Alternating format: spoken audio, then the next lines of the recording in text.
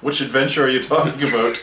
I've had a few adventures. I think you played a suite of tunes rather than a collection of tunes. That's right. So tell us about that. Okay, so give us a story.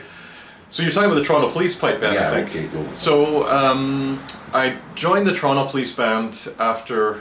Anyways, I was with the band for about 5 years, and Ian K. MacDonald had asked me to come out because they were in a little bit of a rebuilding, and I wanted to help them. And it was not that just suggesting, I'm just not saying I'm going to make a huge difference, but the band was really up for something different, and they were in a good place because they weren't contending. So when the stakes are lower, you're okay to roll the dice at a freedom in being a loser. Well, that's right. Although the band ended up I know that myself from one piping. Well, it was freedom being a loser, I guess.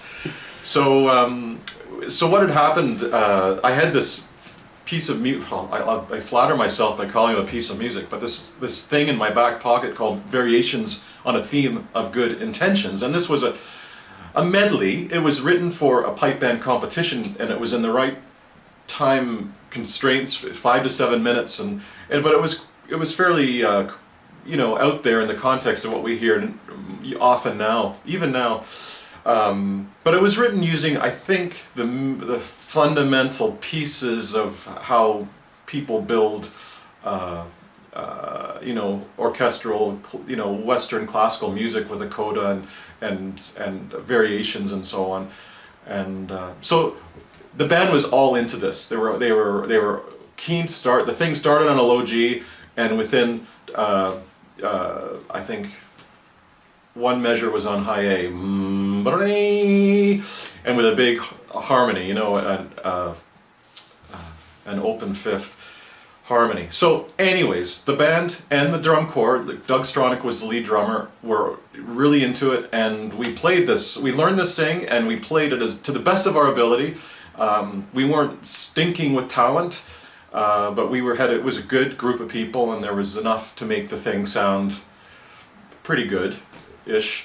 So we played it at Georgetown Games. It was 2007 or 2008, and of course now with the internet, the whole world gets to hear it, or anyone interested anywhere can hear this thing, and right away, gratification, because the definition of great art is you love it. To me, you love it or you hate it. Correct. No shrugging of the shoulders. No. Like that's the most hurtful thing you could say to a composer.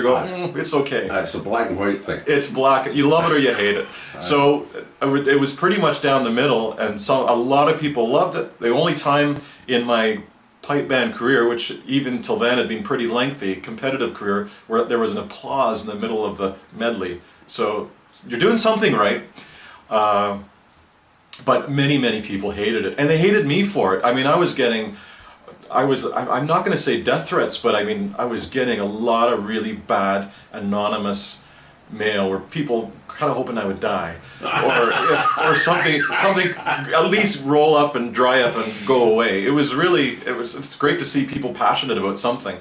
So we played this thing, and we ended up bringing the following year. We came to Cal Games. And we knew, we had the sense to know that we were wasting our time at the Worlds, but we liked Cal Games, one of the few bands in the world that I think really did. I still like Cal Games.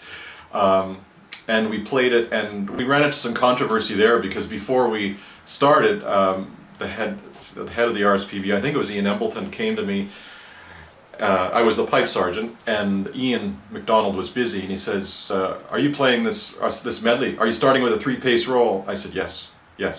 And we changed it slightly to, respect the rules. To conform. Conform, it was a bit of a sellout, but when you're in Rome, you have to do as the Romans, and so we were respectful of that. And so we played it, and the judges didn't really go for it, shall we say. So anyways, I'm kind of rambling a bit. So this started a period of time where the Toronto Police Band, was very interested in playing these concoctions that I had a hand in. I think we played 3 or 4 of them, and then the band started getting quite good, and the